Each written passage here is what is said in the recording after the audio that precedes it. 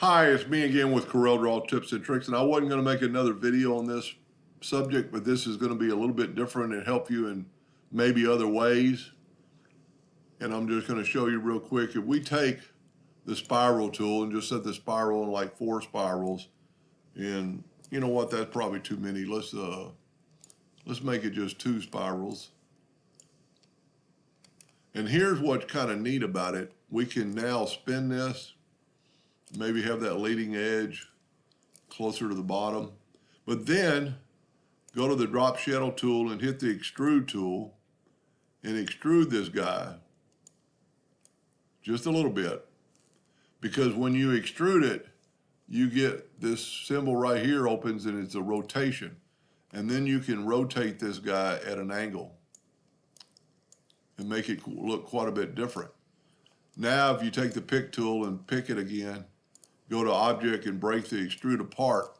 If you will grab just that circle, you can't reproduce that circle like that kind of looks like it's falling away.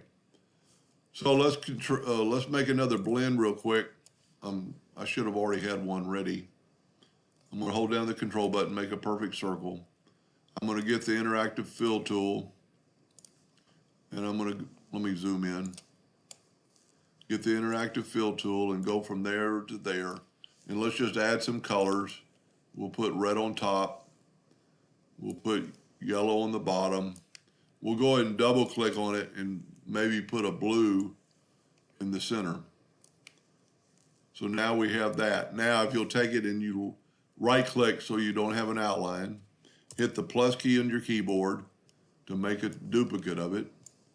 Grab both those, go up to effects, blend, and we're going to blend them 999 times, the most it'll allow you to do.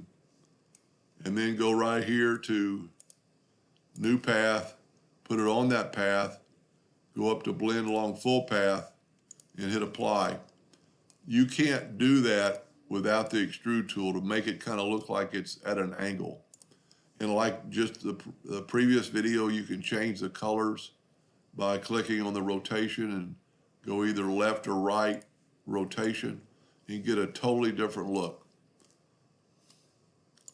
And you could still kind of squish it up some, make it look a little different. But with the extrude tool, it makes it look like it's kind of laying flat, more so than if you did it without that.